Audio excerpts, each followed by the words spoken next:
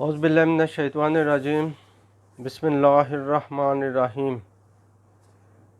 अस्सलामु अलैकुम।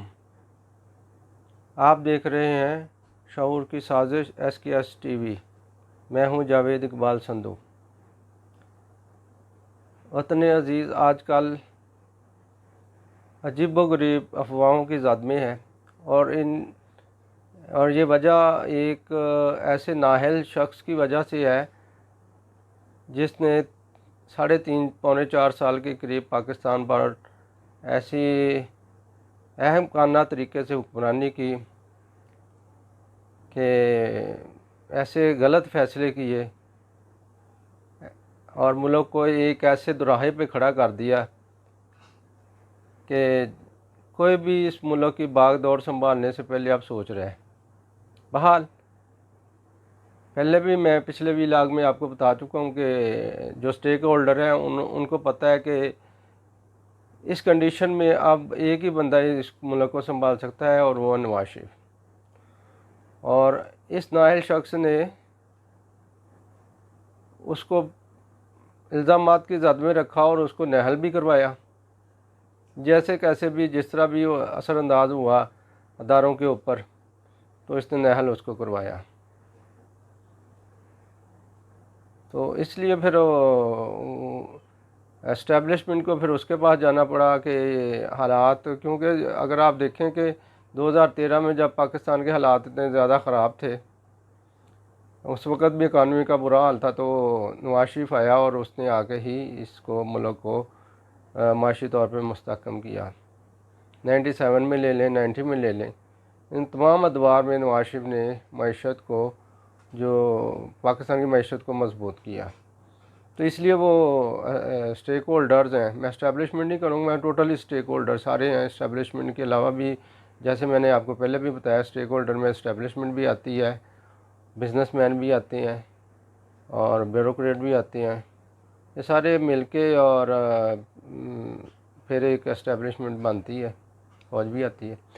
तो वो सब ने फिर रिक्वेस्ट की, तो वो भी ज़ाहिर मुहिब वतन हर मरतबा ही उसके लिए ये चैलेंज होता है, तो वो आ जाता है।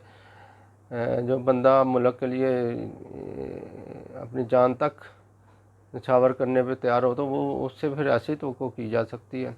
वो हाल कर रहा है, उसने फ़ैसले कर लिए हैं, उसने अपने लोगों को, करीबी लोगों को बता दिया। उसने बता दिया कि तादियों को भी जो अपने इसमें एतमाद में लें।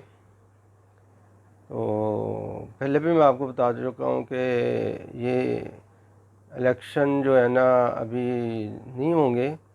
अभी ये पहले तो मुल्क की जो माशी हालत है उसको बेहतर किया जाएगा, उसके बाद इलेक्शन की तरफ जाएंगे। क्योंकि अगर इन हालात में अगर निगरान गवर्नमेंट को भी देते हैं, तो निगरान ख़जाने में इतने पैसे तो इसने रहने नहीं दिए नाअहल बंदे ने। और ऊपर से इसने एक जो बहुत ही गलत फ़ैसला किया है, वो IMF के साथ जो माहदा कर लिया कि पेट्रोल की प्राइस है 245 रुपये तक लेके जाऊंगा, ये जो इमरान ख़ान इसने माहदा किया था जाते जाते। तो उसके अलावा इसने डीज़ल की भी 100 रुपये एक्स्ट्रा, यानी कि वो तो 300 से ऊपर का वो क्या है माहदा इसने किया हुआ है। तो वो ज़ाहिर है इतना बोझ तो ये अवाम नहीं बर्दाश्त कर सकती, लेकिन वो उसकी नाअहली की वजह से ये मादा हुआ है। उसको ये था कि मैं कर दूंगा ये, तो ज़ाहिर है वो, लेकिन अगर वो इस तरह हो जाता तो ये पाकिस्तान के हालात श्रीलंका से भी बुरे होने थे। ज़ाहिर है इतना हमारी जो मईशत है, इतना बड़ा बोझ तो नहीं बर्दाश्त कर सकते। पहले डॉलर को काम भी ले गया, ऊपर से फिर पेट्रोल की प्राइसेस अगर बढ़ जाती, पाकिस्तान तो कोलैप्स हो जाना था। और बैंकरप्ट तो पहले हो ही चुका है, जो ऐलान नहीं किया इन्होंने। शब्बर ज़ैदी पहले ही 4-5 महीने से पहले से कह रहा है। बहरहाल ये देखें, एक नाअहल शख्स की वजह से एक ऐसा मादा कर गया कि जो अब इस्टेब्लिशमेंट और जितने भी अपना आपके मुल्क के जितने भी दानश्वर वो सारे परेशान, अभी क्या होगा।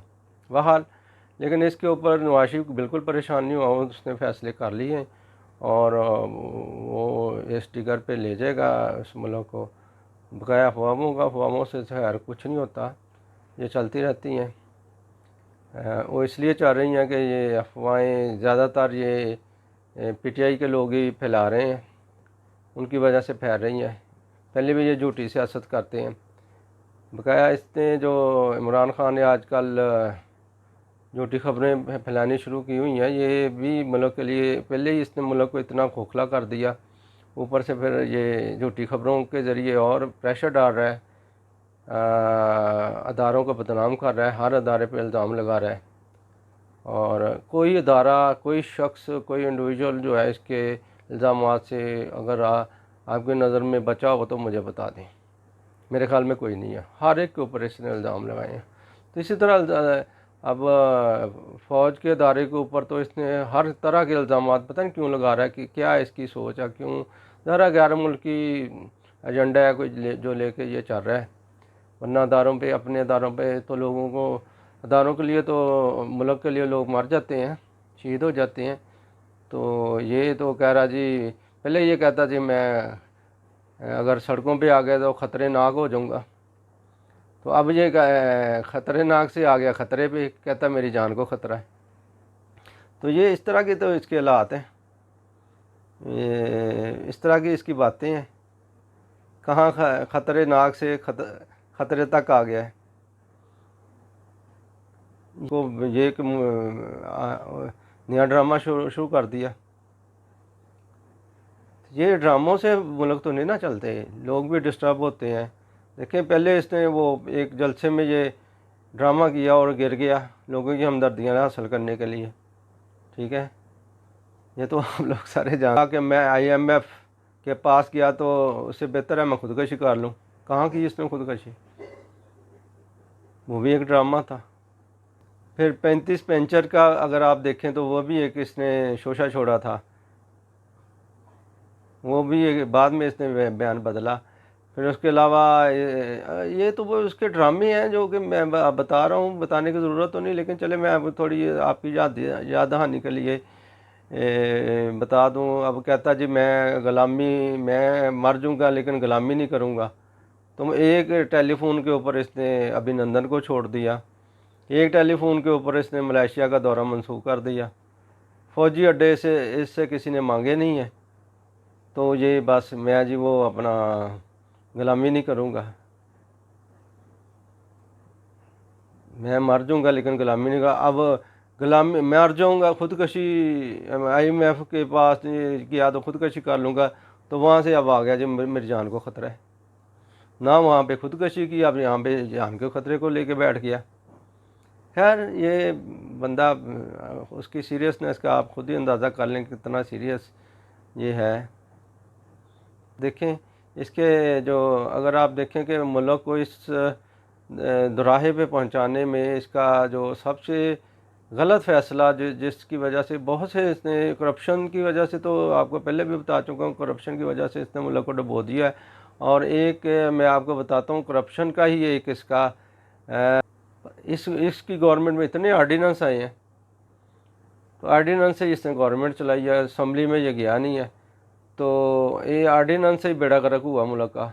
अब मैं आपको बताता हूँ जो सबसे गलत जो इसका आर्डीनेंस था, जो कि इसने करप्शन के लिए किया था, अपने फ़ायदे के लिए किया था और अपने दोस्तों के लिए किया था, अपने जो इसके राइट हैंड थे उनके लिए किया था। वो ये था कि इसने कंस्ट्रक्शन इंडस्ट्री को आर्डीनेंस के ज़रिए 90% जो है टैक्स रिबेट दे दिया था, टैक्स एग्जम्प्ट कर दिया, 90% उसका टैक्स एग्जम्प्ट कर दिया। ये सिर्फ करप्शन के लिए इसने किया था कि जो है ना वो हम करप्शन करें। मुख्तलिफ हाउसिंग सोसाइटीज़ बनाई, फिर इन्होंने ये फ़राग होगी ने और इसने मिल के इसकी अपनी भी हाउसिंग सोसाइटीज़ हैं जो कि इसने किसी और के नाम पे शो की हुई हैं। फिर वो उसी के ज़रिए ये पैसा भी बाहर मनी लॉन्ड्रिंग करते रहे, हाउसिंग प्रोजेक्ट। अब देखिए अगर ये हाउसिंग प्रोजेक्ट की बजाय ट्रेड एक्सपोर्ट के ऊपर, टूरिज़म इंपोर्ट के ऊपर कोई फ़ैसले किए होते, अगर सीरियस बंदा होता तो वो यही करता ना। 2021 में जब 2021 में ये मसले आए हैं तो कोविड की वजह से, तो ये हमें तो यही करना चाहिए था, ट्रेड को और इंपोर्ट एक्सपोर्ट को बेहतर करना चाहिए था। लेकिन इसने इसने क्या किया, इसने वो कंस्ट्रक्शन इंडस्ट्री को जो टैक्स एग्जम्प्ट कर दिया। उससे क्या हुआ, अब एक्सपोर्ट तो आपकी थी ही नहीं, ज़र मुबादला कहाँ से आने, इसलिए तो आपका ख़जाना खाली पड़ा है। जो बाहर से चीज़ें मंगवानी, आप आपके बैंकों में पैसा है नहीं, तो डॉलर्स है नहीं आपके बैंकों में, तो आप कैसे मंगवाएंगे। ये सूरत हाल इसने कर दी। अब आप यहाँ पे जो मकान बन रहे हैं, जो कंस्ट्रक्शन इंडस्ट्री है, आप इसको उठा के बाहर तो नहीं ना लेके जा सकते कि आप इसको एक्सपोर्ट कर दें। वो चीज़ें वही करनी चाहिए थी कि अगर आप एक्सपोर्ट करें और आपके पास डॉलर आते, आपने उल्टा वो किया कि बाहर से इधर से डॉलर भेज के बाहर से चीज़ें मंगवाने वाले वो प्रोजेक्ट शुरू किए। उससे क्या हुआ, मुल्क का बेड़ा गर्क हो गया। अब देखिए किस हालात में है इस वक्त, ख़जाना खाली है। IMF की तरफ भागते हैं तो वहाँ पे आपने गलत वादा कर दिया। अब इतनी हाई पेट्रोल की प्राइस हो, IMF होते तो आपने शो कर दिया, IMF ने इनके सामने रख दिया, लो जी ये मादा आपकी गवर्नमेंट करके गई है, हम तो इसी के मुताबिक ही चलेंगे, पहले इसको इम्प्लीमेंट करो और उसके बाद आ जाओ। अब उसको इम्प्लीमेंट करते हैं तो आपका मुल्क ही बैठ जाएगा। तो इसलिए इन्होंने फिर यही सोचा कि हम इसको अभी नहीं छेड़ते, हम आवाम के ऊपर ज़्यादा बोझ नहीं डालेंगे, और हम जो है ना इन चीज़ों को किस तरह कंपनसेट कर रहे हैं वो अभी कर रहे हैं, किस तरह से आवाम को इन चीज़ों की महंगाई के ज़ोर से जो है ना महंगाई से बचाना है, कि पहले ही महंगाई की चक्की में पिस रहे हैं आवाम। तो उसके लिए उन्होंने ये सारा कर रहे हैं डिस्कशंस, जो इन्होंने पहले तो वहाँ करके लंदन में, अब इत्तेहादी जमातों का आज इजलास बुलाया, उसमें भी ये डिस्कस कर रहे हैं। तो इंशाल्लाह ताला उसके भी रिज़ल्ट सामने आ जाएंगे। बकाया तमाम सारी की सारी अफवाहें हैं, अफवाहों के अलावा कुछ नहीं है।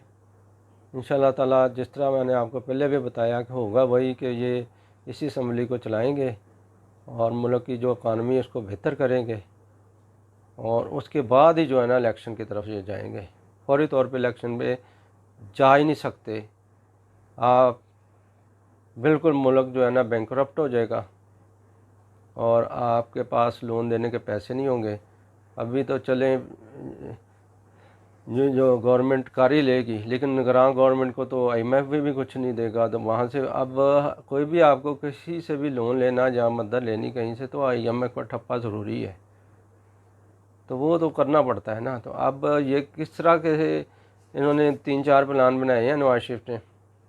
लंदन जो विज़िट है ये उसने जो बुलाए थे अपने तमाम साथी वहाँ पे, तो उनसे यही चीज़ें डिस्कस हुई हैं।